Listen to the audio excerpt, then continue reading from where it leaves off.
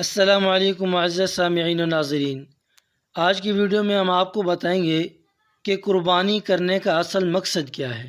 قربانی کا اصل مقصد رب العالمین کی رضا، رب کی خوشنودی اور اس کا قرب حاصل کرنا ہے۔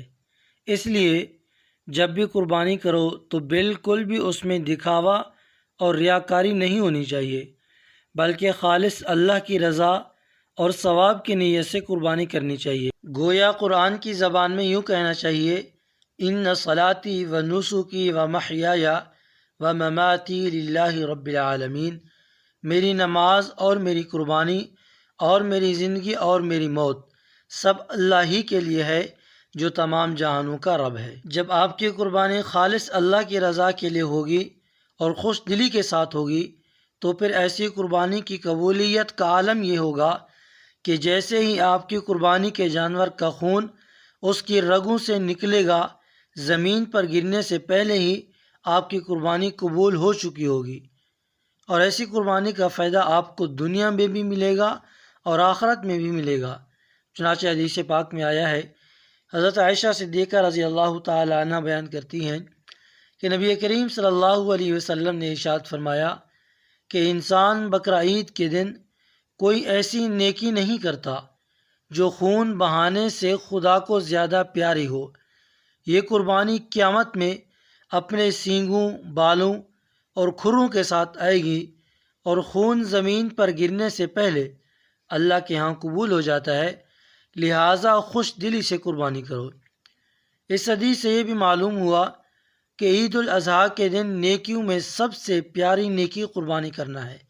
اس لیے قربانی کی مذہب اسلام میں بہت ہی زیادہ اہمیت ہے، یہاں تک کہ حدیث پاک میں آیا، نبی کریم صلی اللہ علیہ وسلم نے ارشاد فرمایا کہ جس شخص میں قربانی کرنے کی وسعت اور طاقت ہو پھر بھی وہ قربانی نہ کرے تو وہ ہماری عیدگاہ کے قریب نہ آئے۔ اسی طرح ایک اور حدیث پاک سنیں اور دیکھیں کہ جب انسان کی قربانی قبول ہوتی ہے تو ثواب کتنا ملتا ہے۔ چنانچہ حضرت زید ابن ارقم رضی اللہ عنہ بیان کرتے ہیں کہ رسول کریم صلی اللہ علیہ وسلم سے صحابہ کرام نے پوچھا، یا رسول اللہ، یہ قربانی کیا ہے؟ تو نبی کریم صلی اللہ علیہ وسلم نے فرمایا کہ یہ قربانی تمہارے باپ حضرت ابراہیم علیہ السلام کی سنت ہے۔ پھر دوسری بار صحابہ کرام نے پوچھا کہ یا رسول اللہ صلی اللہ علیہ وسلم، پھر قربانی میں ہمارے لیے کتنا ثواب ہے؟ تو نبی کریم صلی اللہ علیہ وسلم نے ارشاد فرمایا کہ گائے اور بکری کی قربانی کرنے میں ثواب اتنا ہے کہ ان کے ہر بال کے بدلے میں ایک نیکی ہے۔ تب پھر صحابہ کرام نے عرض کیا، یا رسول اللہ صلی اللہ تعالی علیہ وسلم، پھر اون، اس کے بدلے میں کیا ثواب ملتا ہے؟ تو نبی کریم صلی اللہ علیہ وسلم نے فرمایا، اون کے ہر بال کے بدلے میں بھی ایک نیکی ہے۔ اسی طرح ایک حدیث پاک میں نبی کریم صلی اللہ علیہ وسلم نے ارشاد فرمایا، جس نے خوش دلی سے طالب ثواب ہو کر قربانی کی، وہ قربانی اس کے لیے جہنم کی آگ سے پردہ ہو جائے گی۔ ان حدیثوں سے معلوم ہوا کہ اگر نیک نیتی کے ساتھ اور ثواب کمانے کی نیت سے صرف اللہ کو راضی کرنے کے لیے قربانی کی جائے، وہ قربانی زمین پر خون گرنے سے پہلے ہی قبول ہو جاتی ہے، اور قربانی کرنے والے کو اس قربانی کے جانور کے ہر بال اور ہر اون کے برابر نیکی ملتی ہے۔ اور صرف اتنا ہی نہیں، بلکہ جب قیامت کے دن نفسی نفسی کا عالم ہوگا تو انہیں قربانی کے جانوروں کو بالوں، کھروں اور سینگوں سمیت لایا جائے گا، اور یہ قربانی نہ صرف قربانی کرنے والوں کے میزان عمل میں کام آئے گی، بلکہ یہی قربانی اس انسان کے لیے جہنم کی آگ سے بچنے کا ذریعہ بھی بن جائے گی، اور پھر جب قربانی کرنے والا پل صراط سے گزر رہا ہوگا تو یہی قربانی کا جانور اسے پار لگائے گا۔ یہاں میں آپ حضرات کو ایک واقعہ بھی سناتا چلوں تاکہ معلوم ہو کہ قربانی کے فوائد کتنے زیادہ ہیں۔